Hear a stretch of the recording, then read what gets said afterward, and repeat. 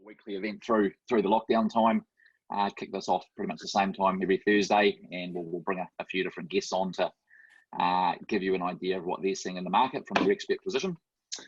Understand everyone online is going to be coming from a different situation. Some of you are going to be experiencing some pretty big hardship, from job loss, business failure potentially. Some of you are going to have maybe quite a few tenants who are in arrears, causing cash flow issue. But on the other end of the spectrum, some of you will be completely fine and be in a position on the other side of this to potentially go out there and purchase. So I'm going to have a bit, I suppose the way we're going to run today, I'm going to give a quick overview of how we're seeing everything from a finance point of view. I will then bring in Shane and Mark, a couple of the top agents around the country, and then we can kind of have a Q&A session at the end. I suppose first, kicking things off, there would have been some comments made on the newsletter about options for you to have a look at if you are experiencing some hardship. I just want to go through a few of those things. The first option to look at is potentially extending out terms. So what we mean by that is, let's say you've had a mortgage in place, you've maybe been paying it down for a while, but you're experiencing some tightness of cash flow, shall we say. One option you can look to do is drag your term back to 30 years to decrease your payments. So as an example, let's say you had a $500,000 mortgage, and you've been paying that off and you're now down to 15 years remaining. Your rough monthly payments at the moment would be about $3,500 a month. By extending that back to 30 years, that would give you around about $1,400 a month of cash flow relief. So quite a good option just to put some cash back in your pocket. Do be aware on the other side of that, using that example, that would actually tack on about an additional $160,000 of interest costs though, by pulling that term back. So it's a situation you only want to really do if you are feeling a bit of pain. The next thing is interest only. Getting a lot of inquiry around this. This is the part which probably most people have been looking at. I've done it myself. In our case, we were paying our own mortgage off on our home quite aggressively, as well as a small business loan. And what we were paying about $16.5K a month on those facilities. By converting it to interest only, the payments have gone down to about $4,000 a month. So pretty considerable saving. Banks are being pretty good on that overall. Do be aware that if you've been declined on interest only previously, what's happened previously does not matter now. So probably up until when we all went down into lockdown, banks were abiding by something called the Responsible Lending Code, which has definitely made overall lending policy tighter in the last few years. At the moment, that has been put off on the side, and you'll find that most banks are allowing clients to go interest only pretty easily if it is something you're wanting to do. Do be aware, if you do take that, however, that the interest only periods being granted in most cases are only about 6 months. So you need to make sure that you're not getting used to, shall we say, the improved cash flow from being on IO, because you might get forced back onto principal and interest when the effects of COVID-19 start to subside a little bit. Another one which a lot of people are looking at is what's known as a mortgage holiday. And some of the terminology out there hasn't been flash because it's not actually a holiday, it's a deferral. And we've seen, I suppose, a couple of things in the press which have definitely caused issues. The term rent freeze, I think, has meant a few tenants thought they didn't have to pay any rent. And mortgage holiday, we also own a property management business, and a few tenants have suddenly thought that the landlords are getting a great time of it and don't have to pay their mortgage. When in reality, of course, what's happening is you're getting maybe 6 months for some cash flow relief, but that's being tacked on at the end. So again, don't feel guilty if that's something that you need to take to give yourself a bit of breathing space if you have had a cash flow hit from your job, business revenues down, or you've got tenants who are not paying. But just be aware that you are going to have a higher interest bill overall if you do decide to take that out. The next package, which has come out reasonably recently, has been the business loan relief. Now, before I talk about that, anyone who's self-employed, do look at taking the wage subsidy package. That's really easy. We basically did that, I think, almost as soon as it got announced, and had quite a bit of money deposited in the bank account within 2 days. So definitely look at doing that if you're self-employed and haven't taken that option yet. In regards to the business relief package, to qualify, you've got to have a business which is generating between $250K and $80 million in regards to annual revenue. Be aware that the funds are only for urgent liquidity for your business. So You can't use these funds to go buy that great distressed property investment that you want, or that cheap Queenstown bolt hole that might be coming on the market in the not too distant future. You've got to be using this to kind of really prop your business up. And banks will have covenants where they will be obviously making sure that's what the funds are being used for.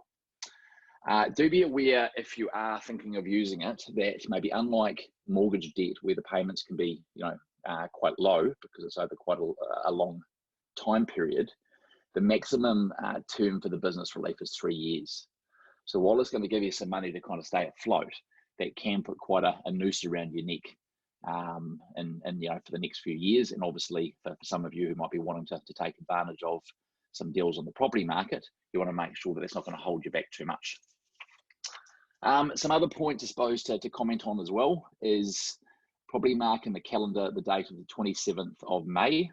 That's when the Reserve Bank will do what's known as the Financial Stability Report. They run that twice a year in May and November, and that's when they're going to have a look at potentially relaxing LVRs. So we saw in the back end of 2017, 2018, the LVR rules are relaxing then. Last year they didn't because, of course, the property market kicked off quite aggressively. Wouldn't be surprised if they use that next review to maybe drag investment LVRs back to 80%. That would put some grunt back into the property market, would also allow small business owners to borrow on, shall we say, much more relaxed terms than what that business relief package would. So keep an eye on that date. Wouldn't be surprised if that brings quite a few investors back into the market if that does eventuate. Other things we're watching, things like around non-bank finance. Non-banks prop up quite a bit of the construction and development market, and they're pulling back aggressively at the moment. We've got a lender like First Mortgage Trust, who's the biggest player in the market, and they do a lot of development type funding. They won't touch anything which is bare land or construction at the moment, and they've pulled back a lot. So kind of keeping quite a close eye on the non-bank market overall. Some of the more prime non-bank options are having to keep a bit of an eye on their funding lines. And obviously there's a lot of volatility overseas, so we're keeping a close eye on that.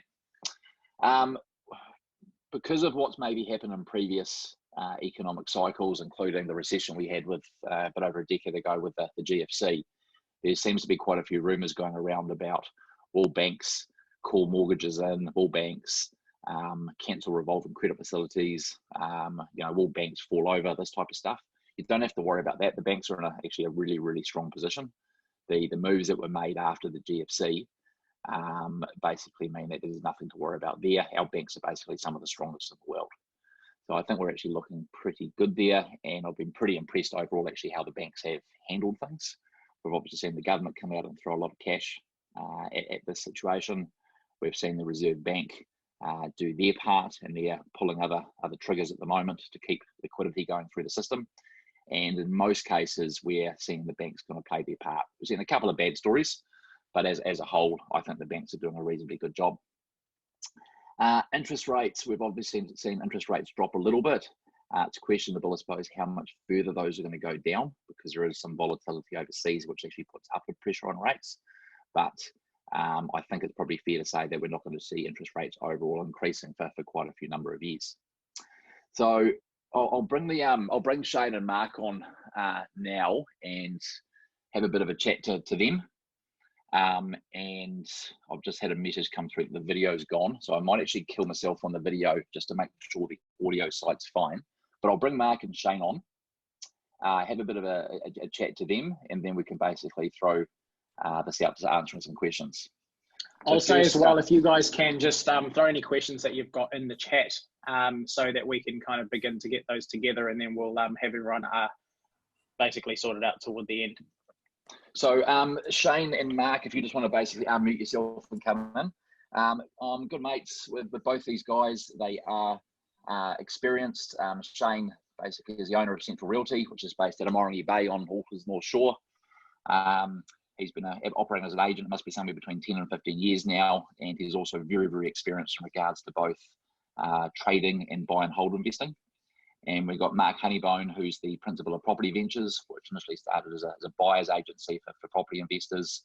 He's also very experienced as an investor and trader, and he's got agents from as far south as Dunedin, right up to Whangarei.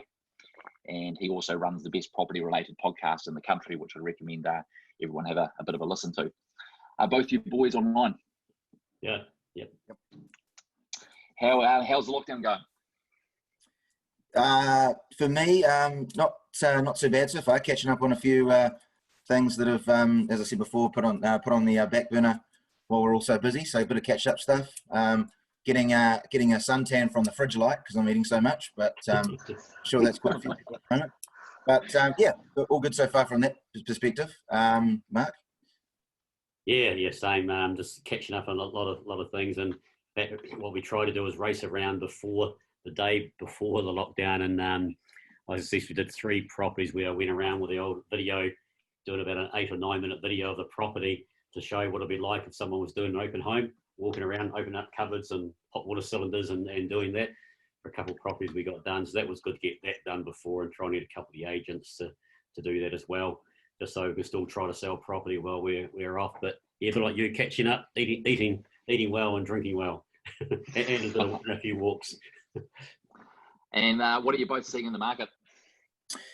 Yeah, so I mean, for me, obviously, going back to the start of the year, it was rocking along very well for a couple of months, and even in March, same thing was happening. Things were happening, lots of sales, lots of interest.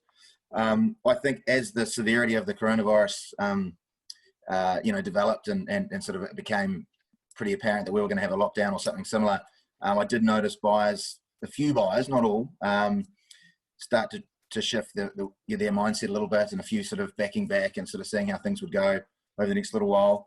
But in saying that, I mean, I also still sold 2 or 3 in that last couple of days before lockdown. I got a deal together on one last week over email during the lockdown, a conditional sale, so that was good too. Had another client just contact me asking to put an offer on something potentially as well. And certainly getting a lot of inquiry over the last couple of weeks because people have sort of been stuck at home, and property's a big passion for New Zealanders, and I think there's been a lot of people looking at what's out there and asking questions, emails, phone calls, so lots of inquiry. Some of it will be tie kicking, but I think there's definitely some genuine inquiry in there as well, so ticking along reasonably well despite how crazy these times are. Yeah, and just going on from there, obviously, as you just alluded to, 2.5 weeks ago, we're in the market in Auckland the whole country was very hot. There was a shortage of properties, so that hasn't sort of changed. I guess what's changed is the dynamics of what's going on, and all of a sudden, the initial shock of 3 or 4 days of no one doing anything. This week, there's quite a bit of an inquiry again, but it's a bit like when the Labour-led government got in. I think everyone was unsure for a while. So they just remained on hold for a wee bit until they see what's going on. And saying that, as you just said too, I listed a property last Friday. Just having a look at the figures now, they had 1,500 views on it, which is okay. Had 84 saved it to their save list, and I've had 20 inquiries. So in a place in Massey, I know Hamish and at a cheaper place in South Auckland on Tuesday had an unconditional contract from an investor and brought well. Vendor obviously a bit nervous where things are. It's a cheaper property anyway, and he probably got it 30 or 40k cheaper because he was prepared to go unconditional now. So I think investors are a mixture of things. Some investors are still going, if we get a buy now, need to do it. Obviously interest rates are low and what have you. The one market that probably has slowed down, and what I'm seeing is the first home buyer, whether that's been their shares have actually, the KiwiSaver's gone down a little bit, unfortunately, at the same time, and there's a bit of uncertainty there. And some of those first home buyers, I guess, are the people more likely who have been laid off or have had a reduction in wages for a little while. So that's the market right now. We're finding it is a wee bit quieter, and they're unsure, and they're not prepared to do anything until a bit later on, where some other people are prepared to put a contract in and still wait to get their builder through in the first 5 working days after we go back to level 2. Do both of you guys think that'll create a bit of an opportunity for investors with the fact that probably first home buyers, if I'm generalising, tend to get maybe a bit more emotional and pay a bit more if they're out of the market for a while? Do you see that creating a few deals? Yeah, definitely. I mean, investors, for a majority of investors, their biggest competitor is and who's likely going to pay more than them as a first home buyer often. So if there's less of them, if you're an investor, certainly there'll be some more opportunity. But I think there'll be probably more opportunity in general over the next little while. So it's a good time to have your gunpowder dry and be on the lookout for the right sort of deal, whatever that might be for you. So yeah, definitely, Chris. Yeah, On that point, both of you guys are, trade a bit of property as well. What's your opinions on that moving forward? Because obviously, in probably a lot of cases, you might be on selling to first-home buyers or owner occupiers or something like that. How do you feel about trading property in the next little while? Right now, I think spoke to a guy in Christchurch, does a lot of trading a few days ago, about 4 or 5 days ago, and I said, well, just stop for a while. If you're going to buy a property to trade, just wait. Just wait for what you don't want to do is buy 3 or 4 properties now and have the market drop 10%. You're going to hold with it for a long time unless you're okay to do that from a trading perspective. 2 things I think is the longer this goes for, hopefully not very long, but the longer it goes for, the more opportunity we're definitely going to see. But right now I don't think a great time to buy to trade. I think it's a great time initially right now, maybe for next week or so, still to get some very uncertain vendors. Some vendors have had their place on the property for quite a while and didn't sell when it was a hot market. So if someone comes in there with a pretty clean contract, they might be prepared to drop a little bit. But that's more still the investor type people. I'd still be nervous as a trader until we sort of, I guess, come out and see what's going on from my opinion. Yeah, I agree in most part, but I think for me, I mean, I'll still trade. I've got, I think having bought maybe in January or February and then having to sell now would be a lot worse than having to buy now and then sell again in a month's time. I reckon that we might have already, I've bought in another market, and I've got a couple of properties, that one on the market and one coming on the market just in the Millerino, where unfortunately some of that profit might get chewed up with the way the market's changed a little.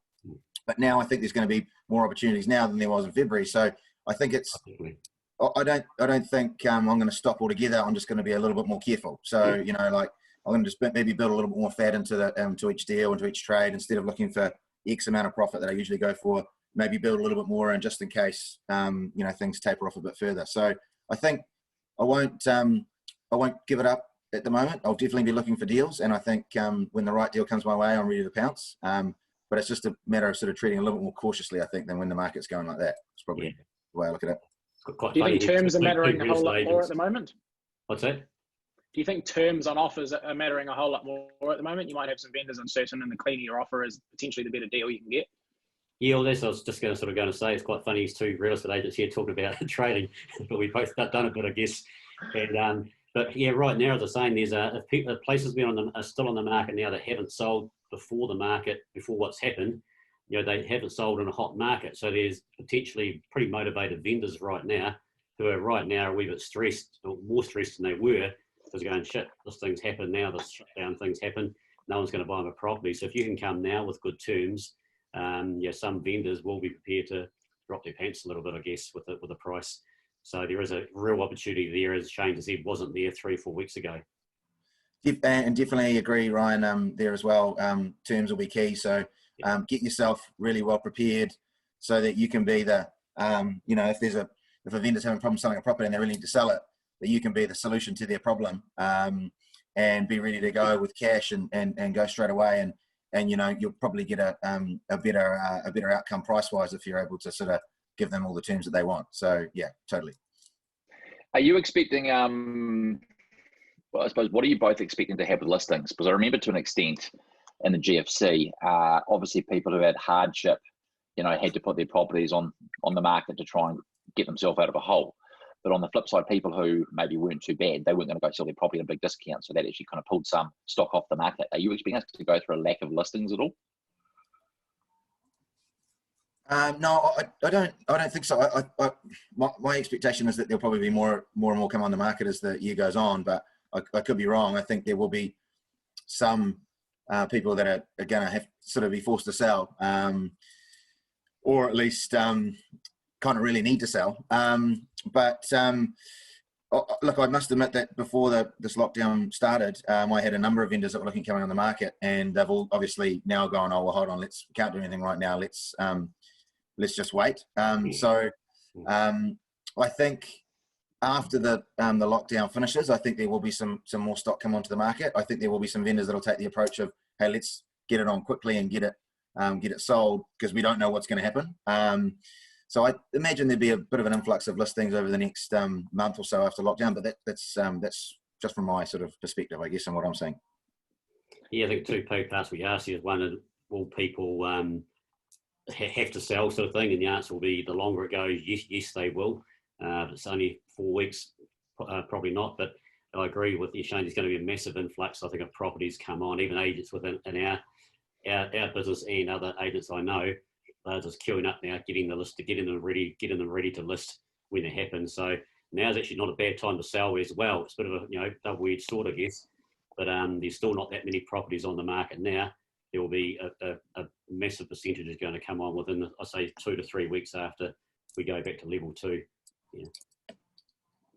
Because we've obviously got a bit of an interesting year, because we will come out of lockdown, but in my experience previously, the market tends to die a bit when we go into elections as well. Now, we don't, of course, know what's going to happen with the election this year, whether the date will get moved or anything like that. But it'd be fair to say it could be a bit of a rocky road there for a few months. Well, what's the feedback, Mark, you're getting from your agents around the country? Any areas which seem, I mean, it's probably too early and we have to get on the other side of lockdown, but are you getting any feedback in particular? Oh, not really. Most places are similar to Auckland. I mean, just talking to Andy from Christchurch, who's online, I see, before the call, and a bit like here, people was dead the first week because people were uncertain, didn't really know what to do, and they're looking after their family and getting things sorted. There's still plenty of inquiry. One good thing about actually putting the property on the market now, you're going to have more people look at it than have probably ever looked at it before within the first week, because what else are people doing? I just spoke to an investor about 2 hours ago and on the phone for 40 minutes, and it was great. He's got nothing else to do and he's just looking there at buying. So I think around the country is very similar. One place or one area that where I don't have an agent, where I think Shane before save your money up and get ready, is Queenstown. I see a massive concern or a massive opportunity in Queenstown. If New Zealand has the borders closed for a year or so, very minimal people coming in, New Zealanders will have to go to Queenstown, so they'll have some people, tourists, being New Zealanders going there. But most of Queenstown economies are revolved around overseas people coming in to visit and working there. And by not having the thousands of workers and then having the hundreds of thousands of people that come in there every month, that Queenstown's really going to hurt. And I can see again, the longer it goes for, there's more properties come back, and there'll be massive opportunity in Queenstown. And how the Airbnb and the short-term stay thing goes, still need it to some extent, but what you won't need is all the overseas workers who used to be here working. That's another big market and an opportunity about to come up there, I think. Yeah, I was reading the other day, I think in Wanaka, roughly 20% of all dwellings take some revenue from Airbnb or an equivalent. So, you can see these areas are going to probably get a decent hammering, especially if we're sitting there, 12 to 18 months before we open borders up. And I think, as Mark just basically said, wouldn't be surprised if we'll get Kiwis going to Queenstown maybe a bit more, but the New Zealand dollar doesn't touch what the overseas dollar tends to contribute to those areas. What you said, so Whangarei, things are still happening there. My guy says Hamilton, the same thing. Yeah, Christchurch, and even Dunedin, we've still getting people in those areas. Probably it's got a wee bit quiet in Dunedin, but Dunedin's going to be a very strong market for quite a long time because of there's a lot of development there, and the hospital is the main thing that's going to keep that economy going, building that for the next few years, and the workers coming in for it. So, and I suppose what's both of your opinions? I mean, you've just kind of mentioned about Queenstown, and I think we can probably say tourist locations in general. But I mean, what areas do you think are probably both going to get hit hard, but have some good buying potential? Because I mean, for me, I'm looking at things like the obviously any tourist location. I'd say the apartment market, say in Auckland, we're going to see. I'm not personally a big fan of apartments as an investment, but I look at it right now and go, we're going to have, as you mentioned, Mark, all the Airbnb probably stock is going to convert to long term, which could put a bit of oversupply on the rental market and maybe bring rents down for a while, providing a few opportunities. We're going to see potentially some of the international education market take a hit in that same sector, and even things like commercial property. I mean, it's going to be interesting on the other side of this if commercial property loses a little bit of its appeal, because some people are going to get used to working remotely using technologies like we're on now. Yeah, I think you've covered on quite a few of those. I was going to say apartments for sure. I mean, I think there'll be some opportunities to buy apartments probably quite a bit cheaper than what we've seen recently. But I'm kind of like you as well. I don't have any apartment and investment properties. I guess depends on what your investment strategy is. If you're looking to grab a couple of more high yielding properties, you might find a couple of decent apartments that might be good for cash flow, balance out your portfolio a bit. So that's definitely something to look out for. Aside from that, I guess, new subdivisions where a developer might have a lot of stock to move. He might have to move a few a bit cheaper to get the ball rolling and to get some cash back. So there might be some opportunities there. Might be a good time to upgrade your house to a nice new brand new one. So those are probably the main areas. But I think there'll be opportunities all over the place, and it's just a matter of I think coming into this period of time that we've got ahead of us, knowing what you want to do with your property investing, having a goal, and looking for those opportunities and being ready to pounce on them when they arrive is probably the way I look at it. Yeah, 100%. And the opportunities here we've spoken about. I think the opportunities, there's going to be opportunities everywhere, and the main one, as I said, is just come from there's going to be a lot of property come on board, and if there's twice as many property in 6 months' time that's on the market right now, that presents opportunity for the real buyer's market again. So, which hasn't been the last 6 months or so around here or around New Zealand. It's been a hell of a long time since there's been a buyer's market. So that's where the opportunity is, just keeping your ear out, seeing developments maybe that have fallen over or about to go bust, or someone's come in and taken over and got a really good deal and just wants to flick some new builds or something off quickly, or developments off quickly. Definitely. Commercials are the big one, which Chris alluded to. Commercial buyers going to be very interesting in the commercial sector of what happens. There's a lot of commercial owners out there that own a lot of property. I know where we lease our place in Ponsonby at the moment. He was happy when I offered him anything, to be fair, and he owns a quarter of Ponsonby. And a lot of what it's doing, a lot of businesses now, and we're one of many businesses who's reassessing how much or what their expenses are and how much they really have to pay out. And there'll be some businesses that now go, shit, actually, do I really need an office to work in? Do I need to have that 50 grand, 30 grand or 100K overhead, as well as cleaning and all those other bits and pieces that go with it? So commercial for some time might take a real hit, which will present opportunity for commercial buyers. Definitely. How do you see the off the plan type situation? Because there's naturally probably all over the country. Mark, you'll have a bit of opinion. There's going to be some cases where people have bought off the plans. They were in a strong financial or an okay financial situation where they committed to a purchase, and unfortunately, because of how hard this is going to hit, potentially when it comes up to settlement, they're maybe going to struggle to settle. Do you think there's going to create some opportunities? How do you see that side of things playing out? I want to start with that one, just with the, again, depends on how long this thing goes for. And at the moment, New Zealanders are doing really well and all going well. In another 2 or 3 weeks, we've got to start walking a bit more than just our neighbourhood. If it is only that long, 4 or 5 weeks or so, I don't think it'll have a major effect on stuff being built at the moment, new builds at the moment. It goes longer, definitely will have an effect. The major effect is people, again, particularly the first home buyers that haven't got a hell of a lot of money. Can they afford to buy it now? And that's where what you do, Chris, obviously comes in, and Ryan comes into play with whether they can or can't afford that property anymore. So there might be some places come back off the market there. If it goes long term, then it's different. There's going to be some real opportunities. I still go back to the market was red hot 3 weeks ago. If this thing only lasts 5 or 6 weeks, it's still going to be pretty strong. The main two factors are, and as we found out now from after a week, it was going, well, half our buyers that were ready to buy can't buy now. It's simple. And but the other 40% of the other buyers still want to buy and they really want to buy now. And there's 10% going, well, not quite so sure sort of thing. So it all depends, in my opinion, how long it goes for. If it be another 2 or 3 weeks, it's not going to last that long. What will happen is going to be a whole lot of property come on in about 4 to 8 weeks sort of thing, and that might affect the market a little bit.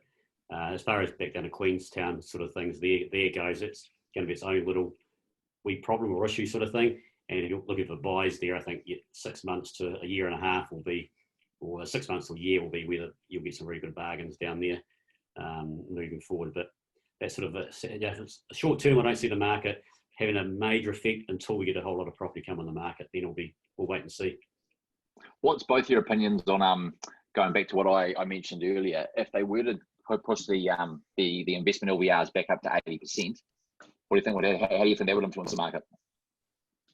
Yeah, I think there's still quite a number of people at the moment that are in reasonably good positions and ready to buy, and that would even create more demand. I know that would give me access to purchasing more as well. So I think that's going to help balance out maybe if there is a little bit of an oversupply for a while, then that's going to help create a bit more demand and balance things out a bit again. So I think that's definitely something. And that's looking pretty likely on the cards, you think, Chris? Really hard to say. I mean, I think Tony Alexander's been recommending it a bit. It's obviously a way. I mean, the LVR rules weren't supposed to be permanent; they were supposed to be temporary. There was a pretty strong expectation mid last year that they were maybe going to get pushed back to 75%. And as both you guys know better than anyone, we obviously saw the property market really start to ramp up on the back end of last year, which is why they were kept at 70. I think we've had enough of an economic hit, which may give the Reserve Bank a pretty good reason to push those up. It provides a lot of relief, and the biggest issue we've got at the moment, I think, is fear or lack of confidence. It's everyone coming out of the lockdown and being so scared that they don't spend money. I think pushing the LVRs back up would kind of put some confidence into the market. And on that, I do think that I agree with what Mark said before. I don't think this is all guesswork, but I don't think this is going to be a long period of doom and gloom. Hopefully it'll be a short thing with a bit of a lag time, and then then we're back into a recovery. And I think also my feeling is that New Zealand's looks pretty well, looks pretty good around the world about how we're handling this. And I think we're quite isolated from the rest of the world. I think we're going to come out of this hopefully looking pretty good, as a pretty good sort of a little mini utopia in the middle of the Pacific, which can only be good for our economy and our property market long term. So, given the fact that, there might be an opportunity to use more bank funds as an investor with 80%, low interest rates, and a long-term viewpoint with where things are going to go after all this, I think, it's going to be, it's not time to be fearful, it's time to be quite excited in a lot of ways as well. I think as well, if LVR rules do change, because obviously it's more from an investment point of view, existing properties that are affected, I wonder if that changes people's view to maybe look less toward new builds, which are exempt, and maybe more toward existing properties. Yeah, potentially. Yeah, that'll be interesting. Yeah, well, it was new builds, but if the LVR is relaxed now to 80%, that would it's the first time investors have had a wee golden period for about 4 or 5 years, and at the moment your interest rates are lowest as ever been. Only the 20% deposit, man. I'll be in there like Shane will be there with bells on, and I'm sure there's a lot of people on listeners on this call here will be as well. Everything's sort of lined up, and again, right now, while people are nervous, there's pretty cool opportunity right now. And when I think will happen, a whole lot of properties are going to come on the market. There'll be a real window of opportunity there for probably the next 6 months or so from now, in a way. If that come in, or as soon as that comes in. Yeah, we'll be interested what happens with LVR on new builds, if that goes down as well. Because, of course, the biggest thing that's happened since the Labour League government has come in, of all the rules and how hard it's been for the second-hand property owners to get them up to stage and up to make them compliant. And most people have, some people haven't, sort of thing. That certainly does bring the new build, I guess. That's why I've been buying a couple myself, because you don't have to worry about insulation, heating, all that stuff. It's already done. You can forget about it.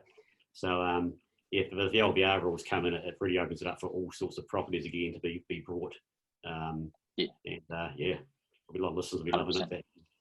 Yeah, well, I would agree with what both Mark and Shane have said there, that, I think we're going to take a bit of a hit, but I think we're going to recover as well. There's a BNZ economist, I think last week, who came out and basically said that the financial quarter that we're in at the moment is probably going to be the worst in New Zealand history. But he said the following quarter is probably going to be the best in New Zealand history. And that's just, of course, what happens with the whole country going into a lockdown like we are. So the other side for a lot of people is going to really present some opportunities. Ryan, how are we going with questions? There's quite a few on here. I'll throw some as well, but I'll probably just touch on a couple of things as well. What Chris was talking about a little bit earlier with things like mortgage repayment holidays, interest only, and that sort of stuff. We're often getting questions around whether or not that will affect people's credit. Historically, if you do apply for hardship in some shape or form, that does leave some sort of mark on your credit. But at the moment, my understanding is that banks are working with credit reporting agencies to make sure that something like this is a unique event and therefore not carried forward. In addition to that as well, as Chris touched on, the banks are handling this really well and really promptly. In situations of hardship, often it is the bank after, whether you go directly to the bank or work through with us, they will probably contact you, but it seems to be handled very, very fast, particularly with the amount of demand that they're probably having. In addition to that as well, probably touching on one last point, banks are, more because of the amount of volume that they're getting from their existing clients, have taken very much a focus to work and help existing clients where they can with requests like interest only, like mortgage repayment deferrals, that kind of stuff. So there's not a big focus on new business. And so you might find certain lenders aren't looking for new clients. That's probably likely to be temporary. It's not a financial banking issue. It's more because of the fact that they probably don't have the human resource to be out there looking for new business at the moment. And they want to make sure that they are looking after existing clients. So if you are seeing that sort of stuff, definitely feel free to ask any further questions of us. We are seeing changes on a regular basis and almost day to day, sometimes hour by hour. But we're doing our best to kind of keep you guys updated. And as events do occur and change over the coming weeks, we will be doing sessions like this every Thursday, as Chris mentioned. So I'll throw some questions through and I'll do my best to allocate them to you guys for who it's according to. Here's a question that's potentially more for you guys, Shane and Mark. Is it a good time to sell or buy? And do you think property values will drop because of this disruption? I'm assuming that question is more related to the short term. We've touched on it a little bit. Yep. I think I'm going to be looking to sell a trade as soon as the reno's finished. And my thinking is get it renoed and on the market as soon as possible. I think what you probably, if you're looking at selling any time in the next 12 months, because you don't know how long prices are going to be affected, I'd get your place ready as soon as possible. And if you had the luxury of having time up your sleeve, chuck it on, give it a go, see if you can get the result you like. And if it's not sort of happening, then potentially, and if you're not forced to sell, then maybe try to get another point. But I think if you're looking at selling either now or maybe in 3 or 4 months' time, my gut tells me that you're probably likely to get a better result now than you would in maybe 3 or 4 months' time. When it comes to buying, I feel like it's a matter of being ready for the right opportunity for you. So whatever you're looking at, for me, I'm going to keep trading. So if I see something as soon as we're out that looks good that I can reno and then resell, then I will. But obviously I'll just be a little more cautious. And if I'm looking for an investment property and I find something that works for the numbers that I'm looking for, then I'll still be ready to act. So yes, the prices might drop over the next 3 or 4 months or so, but I think just if you're a buyer, and just be ready and looking for the right opportunity for you, and when it's there, take action. That's the way I look at it. Yeah, I totally agree. It's interesting for buyers and sellers at the moment. There are reasons to do both, and nothing's really changed as of 3 weeks ago. In most places in New Zealand, if you've got a good place in a good area, that's there's a shortage of, and that's where the market is. As Shane's saying, if you've got something like that now, you've just done a renovation, put it on now. Don't wait till there's another 50 of them. Put it on now, because there are people in there and they still want to buy now. So that's the end of the story. Yes, some want to wait until after this thing, we get out and have a look at it and get a builder to look at it. That's all, but they're willing to buy now and still get in first. There's a lot of people in the market right now who have still been missing out for the last 3 or 4 months, 4 or 5 weeks at auctions, and are still very motivated to buy. So good property, yeah, to do it. One question which maybe ties to that from someone else completely. Do you think rents will drop in the demand for rental properties? I guess hard to say. I guess that with the lack of sort of Airbnb demand, I guess I think some of those short-term rentals might come on as looking for more long-term tenants, which might create a little bit more supply there, which potentially might mean that rents come back a little bit because the tenants have got a few more options.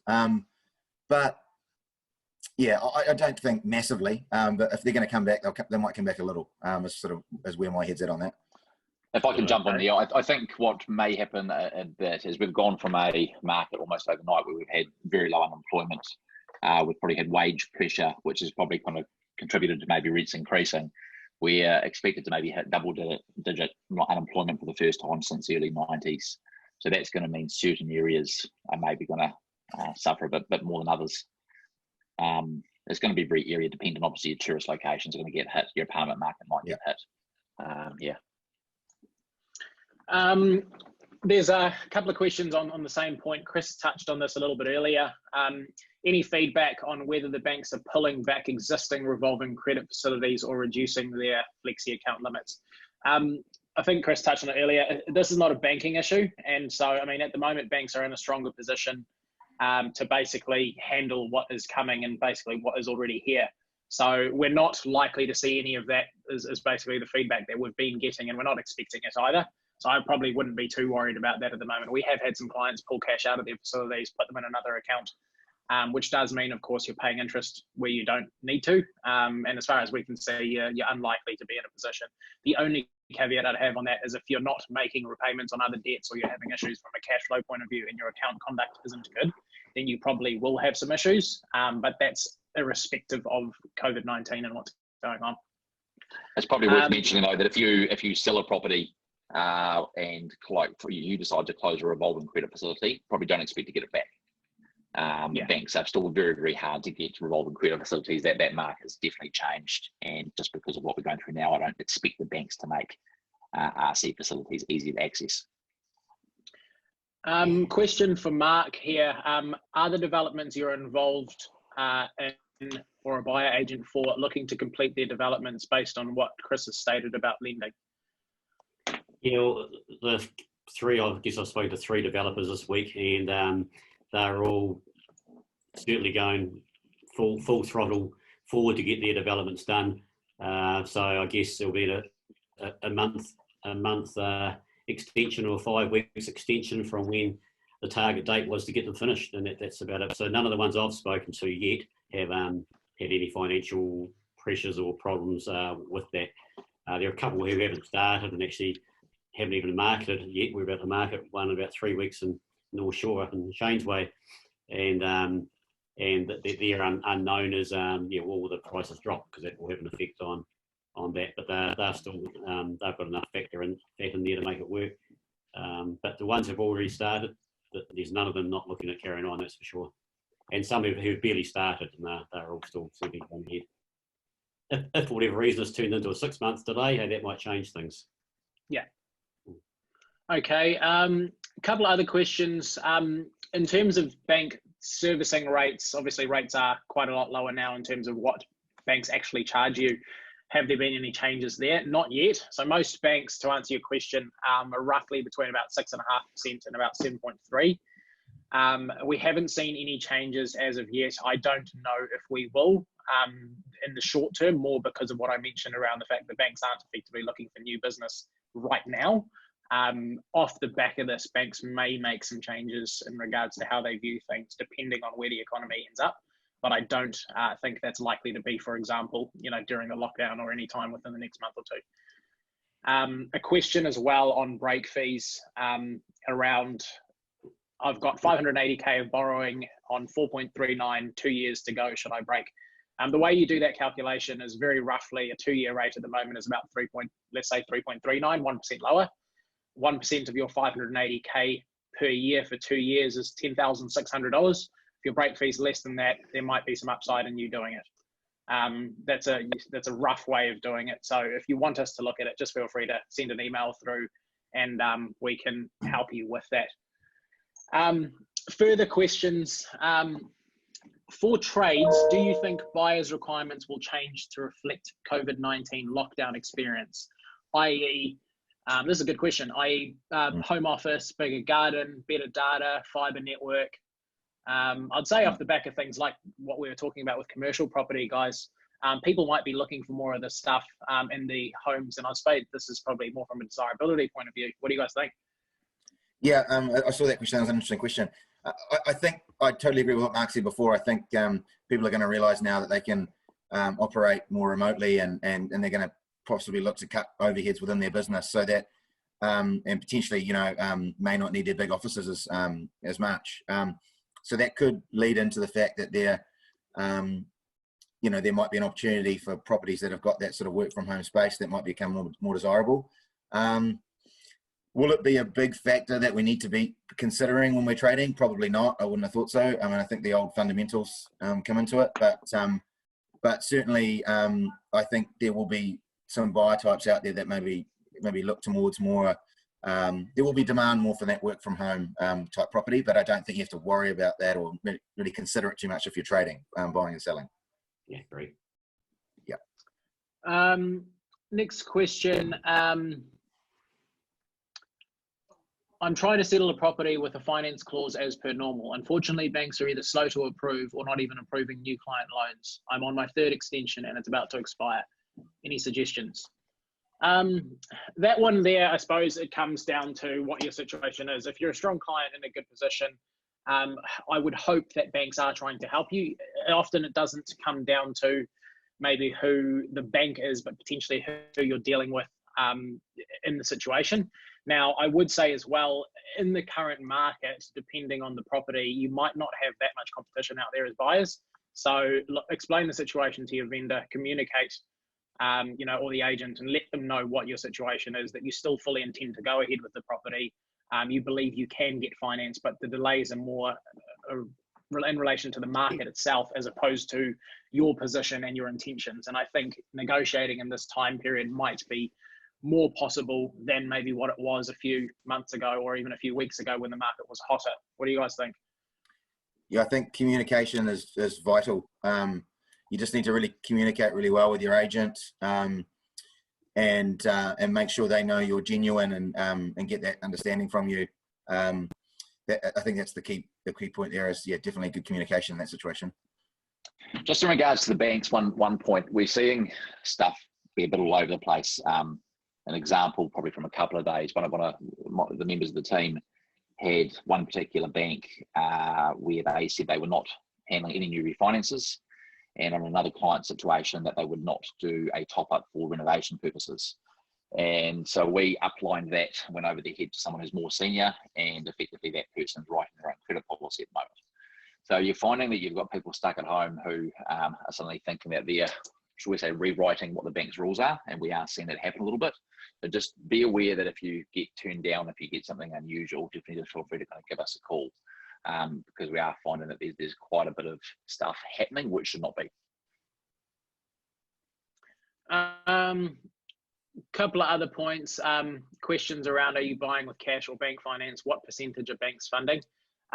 Banks, I suppose I'll throw to you guys in terms of the financing question, but from an LVR point of view, banks will do up to 70% on investment properties, 80% on owner occupied, or slightly higher depending on your circumstances and intentions.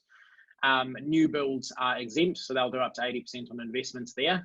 And if you're talking about rates, you're probably seeing them in the early to mid 3s, sometimes even lower depending on the bank, and also sometimes even higher depending on the term. So in terms of you guys, are you more funding things out of cash, or are you guys more doing things with finance? You could probably answer this question better for me than I could, Ryan. I'm governed by privacy, Shane. You know what I'm doing more than I do with that sort of stuff. Yeah, for me, it's just having those flexies set up, and revolving credit set up, and that's what I consider my cash facility. And then I still will use I think maximum bank funding, the maximum bank funding I can, because I mean effectively that the stuff that comes out of revolving credit is a bank loan of sorts anyway. So So yeah, so I'd rather have access to as much cash as possible at the moment. So maximise my bank lending, which gives me more opportunity to get as much as possible, funding wise, I guess, if that makes sense. If you can, why wouldn't you sort of think it's so cheap at the moment to borrow if it's for short term or the trade? Particularly, I think having cash aside might be a good thing if you're trading, because if you need to hold it on for slightly longer, then you've got the cash to cover those payments should you need to, or anything unforeseen like delays with construction or anything like that right now. Yeah, you've got that to call back on if you need to for a rainy day. So. Yeah. Prior to COVID, Christchurch had no shortage of property, whereas places like Hawke's Bay had a housing shortage. What are panelists' take on these two types of markets going forward? Yeah, well, I'll jump into that one. That's certainly the area I'm sort of a bit passionate about, and it's forget about the COVID-19. The market lately has been hasn't been, I've been saying to a few people, hasn't been like the usual cycle of 10 years where Auckland, goes high, then everyone else follows sort of thing, and then it all goes dead for a while. It did that about 3 years ago, obviously, 3 or 4 years ago when Auckland started going crazy and it went around the country. But what's happening in places like the Hawke's Bays and the Dunedins and the Blenheims and 20 or 30 other places like that around the country, the market's just kept on getting hotter and hotter, and there's just the reason being there's just a shortage of property, and more people moving in there. I think it's the difference between now and the last previous cycle was there wasn't as much infrastructure in some of these smaller town New Zealand there are now, and the infrastructure's made these places and getting insane prices, which normally scares the shit out of me in a way when places in these small towns get so high, and you've got to stop sometime. But there's a real shortage of property, and as we said, if this only lasts for 4 to 6 weeks, I can't see that much changing that much in some of those small areas, because some are. Again, the only thing that will happen is some of those people in those areas would have lost a job. And even though, and I know a lot about the Blenheim market, for example, and I know quite a few industries there, the major industries are very strong, but there's a lot of people there who are losing their job in the medium sort of, like travel agents and those sorts of, jobs that are not going to be what they were sort of thing. So that may have some effect on the market, or maybe the thing that finally slows the market down a little bit, because some of those people might not be able to afford to have their house anymore and might have to sell. So the same thing I think will happen in the places like the Hawke's Bay, where there's a real shortage of property. You may end up getting a few more property there, which might also finally slow the market down a little bit in those areas. But they've been through a very good golden patch that's gone for a lot longer than they normally go for. Not saying it's going to stop, but this might be the indicator of slowing those places down a little bit, which won't be a bad thing. I've got a question here. Thanks, Mark. On interest rates, there's actually 2 separate questions, and Chris, feel free to jump in here as well. So there's one question on, do you think the economy will be improving in about a year's time? If so, will interest rates rise as a response? Secondly to that, and probably a little bit further out than 12 months, is another question on future interest rates for 2 to 5 years. Where do you see those considering QE and possible hits to supply chains and pent-up demand? I personally can't see interest rates rising for years. Fundamentally, we're going to go into a recession, and trying to come out the other side from a recovery point of view, raising interest rates will just keep us in a recession. So the interest rates, I think, will stay, especially at the official cash rate. Can't see that going north anytime shortly. In regards to the 2 to 5 year question and around quantitative easing, keep in mind this is really the first time we've done QE in New Zealand, so we need to see how that basically follows through. I'm expecting interest rates to probably stay roughly where they are. I'm not sure if they can actually move much lower, but I have said that before. Interest rates amaze me on how we continue to trend lower. Something I'm keeping an eye on at the moment is the Reserve Bank. So there's a really good blog for any of you who are interested in this type of stuff called Croaking Cassandra. It's an ex-Reserve Bank economist, and he believes that the Reserve Bank should actually have the OCR as a negative now. If we look at previous recessions, you go back to, for example, the GFC, the Reserve Bank actually pulled the OCR down almost 6% over the course of 6 to 9 months. So there is a question whether we should almost be pulling that down a whole lot further or negative. Now, some of the banks can't actually deal with that. Their technology platforms can't handle it. So I don't know what's going on behind the scenes there. So I think there might be a minor move downwards. I don't think it's going to be too much. I just can't really see interest rates going up any time for quite a while. Especially there's another question in there in regards to, I suppose, what's happening overseas and connected to the States. And the States, I mean, they've completely balls this whole thing up. They're very late to this. Their testing's been, really bad. We can obviously see election over there and all the politics that are gonna play their part. I think New Zealand, Shane mentioned it earlier. I think in some ways, even though we're quite a small economy, we're probably seen to be quite stable. Try turning your video off. Well, many of you have probably read some of it. Is that a little bit better? Yeah, way better. Yeah. Many of you have probably read about, some of the billionaires over in the States buying kind of bolt holes and stuff over here. So we're going to see probably quite a few people come back. And I know, again, reference to Tony Alexander, he thought we might see quite a few Kiwi expats returning home as well, which again would prop the property market up. But to answer the question, I think interest rates will stay reasonably stable where they are now, with maybe a slight trend downwards. Good question here from Nigel. With jobs collapsing, what are your views on commercial real estate and the service sector? So obviously we've touched a little bit on offices, but this is more in regards to things like restaurants and hospitality. Oh yeah, sorry, Mark. You continue on with that one. I think Mark was on the money last time about it. I think it's there's probably going to be some pretty good opportunities in commercial in the commercial space. Sorry, carry on, Mark. Yeah, no, you just go on from that. There's a lot of businesses, especially in the restaurant and bars. We already see they're pretty fickle when bars open up or restaurants open up and they close, and someone else is in the same shop 6 months later. They work to such a tight financial line that something very small can tip them over. Something like this for a month is going to put a lot of those people out of business, and I feel really sorry for them because they're going to go through such a hard time. And it's not only them; it's the people that work for them. Are also just example. I was talking to the head of Alexandra Park, because that's a big development, obviously, that we're looking at there at the moment, and the work. I've seen some of their work. They go 400 people. When we get back, there'll be 400 people working on that every day, and out of those, a lot of those people there won't be able to work, but there's a whole lot more who've just been made redundant. So what they're saying is, so we'll get the 400 back, we'll have to recruit, and we'll be able to hire them for cheaper than they were before, which is a really, bad and harsh thing to say, but that's probably what will happen.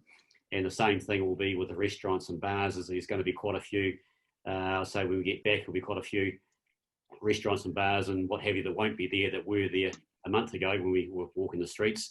And the people that work for them will be out of a job also.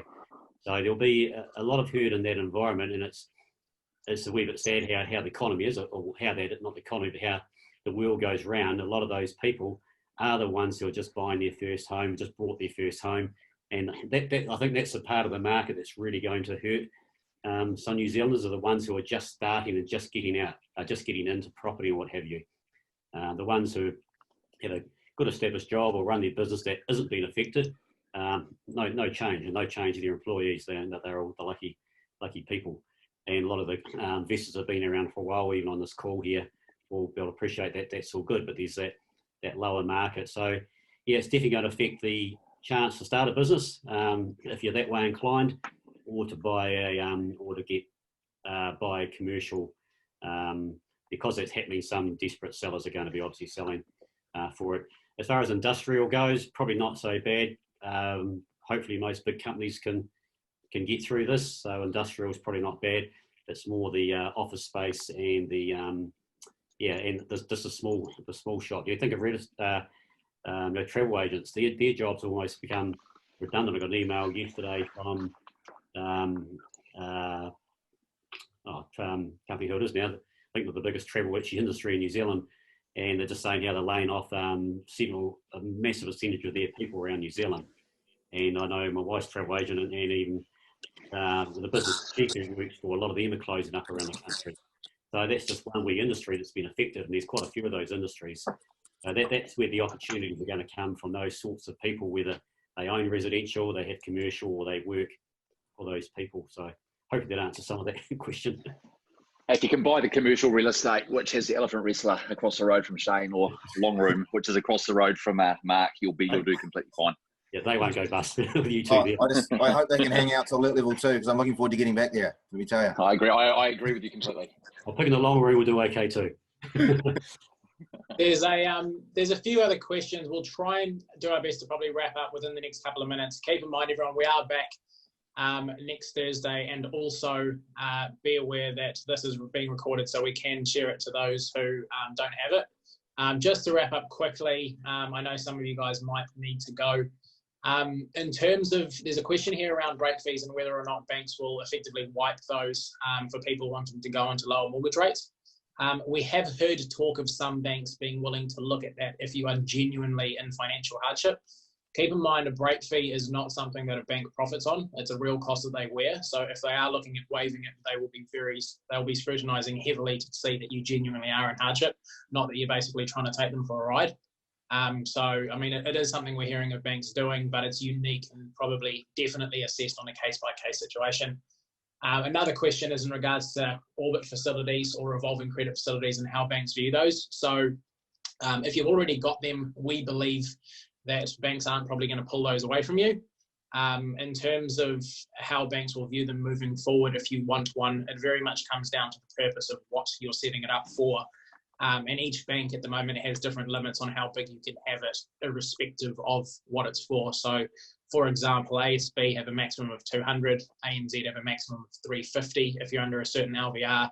These can change, and they are based on internal bank policy. So you might be in a really good position and can afford more debt than that, but they will say that of the debt, only a maximum amount is available for a certain revolving credit facility, for example. So these can be, internal bank requirements, not necessarily reflective of the overall market. I hope that does cover anything. Does anyone else have any final points? Yeah, I want to say a big thanks to both Mark and Shane. So just if you want to contact either of them, Mark's available at propertyadventures.co.nz and Shane at centralrealty.co.nz. Both have a world of knowledge. Feel free to get in contact with either of them. As I've kind of said at the start, they're both very, very experienced, good agents. I rate them both really, really highly. So we're going to look at doing this, as mentioned, probably kind of the next kind of couple of Thursdays as well, prior to lockdown. We'll get an email out probably next Tuesday in regards to kind of what speaker or speakers we get on board. Have a great Easter, everyone. Thanks a lot. That was fun. Cheers, guys. Thanks, guys. Thanks, everyone. Cheers, guys.